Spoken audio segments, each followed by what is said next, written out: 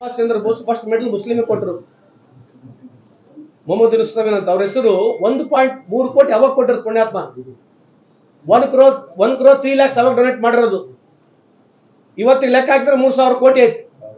Contribution ಅವ್ರದ್ದು ಐತ್ರಿ. ಈಗ ರಾಜಕೀಯವಾಗಿ ಮಾತನಾಡ್ಬೇಕು. ಈಗ ಗಾಂಧೀಜಿಗೆ ಉಮಾರ್ ಅಂತ ಹೇಳಿ ಬ್ಲಾಂಕ್ ಚೆಕ್ ಕೊಟ್ಟಿದ್ರು, ಅವ್ರು 1 ಕೋಟಿ ರೂಪಾಯಿ ಬ್ಲಾಂಕ್ ಚೆಕ್ ಕೊಟ್ಟಾರೆ.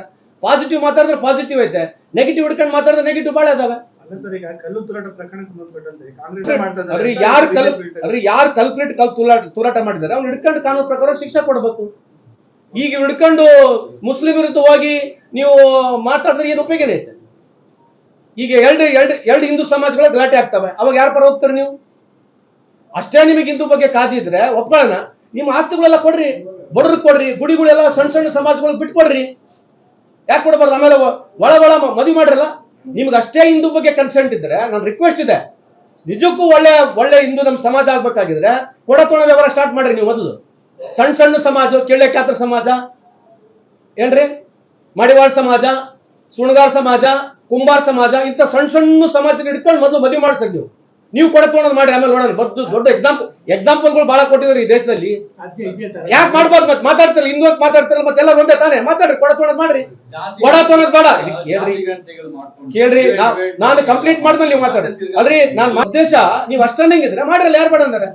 ಈಗ ಹಿಂದೂ ಪರ ಮಾತನಾಡ್ತಕ್ಕಂಥ ಬಿಜೆಪಿ ಅವ್ರ ಕೇಂದ್ರದಲ್ಲಿ ಇವ್ರ ಮಕ್ಕಳು ಒಂದು ಯಾವ್ದು ಸ್ಟ್ರೈಕ್ ಬರಲ್ಲ, ಒಂದು ಯಾವ್ದು ಗಲಾಟೆಗೆ ಬರೋದಲ್ಲ, ಒಂದು ಯಾವ್ದು ಅವ್ರ ಮೇಲೆ ಕೇಸ್ಗಳು ಇರೋದಲ್ಲ.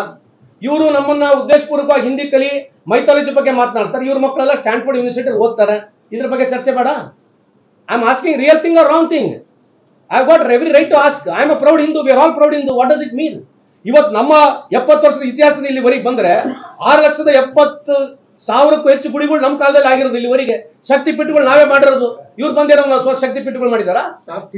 ಅದು ಸಾಫ್ಟ್ ಹಿಂದುತ್ವ ಅಂದ್ರೆ Hindu is being a way of living. Supreme court ಹೇಳಿದೆ Hindu is way of living ಅಂತ ಇರ್ತಕ್ಕಂಥ ಸುಪ್ರೀಂ ಕೋರ್ಟ್ ಹೇಳಿದೆ. ಇವ್ರು ಅದನ್ನ ಇವರು ಮುಸ್ಲಿಂ ವಿರೋಧ ಮಾತಾಡದ್ ಬಿಟ್ಟು ಬೇರೆ ಮಾತಾಡ್ಬೋದು ಹೇಳಿ ನೋಡೋಣ. ಕೇಳ್ಕೊಳ್ಳಿ. ಹಂಗೆ ದೇವೇಗೌಡರು ಅದನ್ನ ಹೇಳಿದ್ರಲ್ಲ, ದೇವೇಗೌಡರು ಅದ್ ಹೇಳಿಲ್ವಾ? ದೇವೇಗೌಡರು ಕೂಡ ಅದನ್ನ ಹೇಳಿದ್ರು, ನಾನೇನೋ ನನಗೆ ಮುಂದಿನ ಜನ್ಮ ಸಿಕ್ಕರೆ ನಾನು ಮುಸ್ಲಿಂ ಆಗ್ಬಿಟ್ಬೇಕಂತ ಹೇಳಿರ್ತಕ್ಕಂಥದ್ದು ಅವ್ರಿಗೆ ಕೇಳ್ಬೇಕು. ದೇವೇಗೌಡರು ಸಾಹೇಬ್ರು ಈ ದೇಶದ ಪ್ರೈಮ್ ಮಿನಿಸ್ಟರ್ ಅಲ್ವಾ? ಈ ಮಾತು ಹೇಳಿಲ್ವಾ ದೇವೇಗೌಡರು ಸಾಹೇಬ್ರು? ಅವ್ರ ವೈಯಕ್ತಿಕ ಅಭಿಪ್ರಾಯ ಅದು. I am not going to, I cannot criticize Mr. Devagowda Sahib. He is one of the senior most leader. I got highest regard and respect for him. I am not criticizing. I am telling you, ಈ ತರ ಹೇಳಿದಾರೆ ಅಂತ ಹೇಳಿದೆ. ಈಗ ಅದಾನಿ ಯಾರು ನಮ್ಮ ಸಾರಿ ಅದ್ರೆ ನಿಮಗೆ ಯಾಕೆ ಆ ತರ ಇಂಪ್ರೆಷನ್ ಇದೆ? why will government, any government for it matter, why will it promote such things? What is the gain? Why will any government or running government will promote such things for what?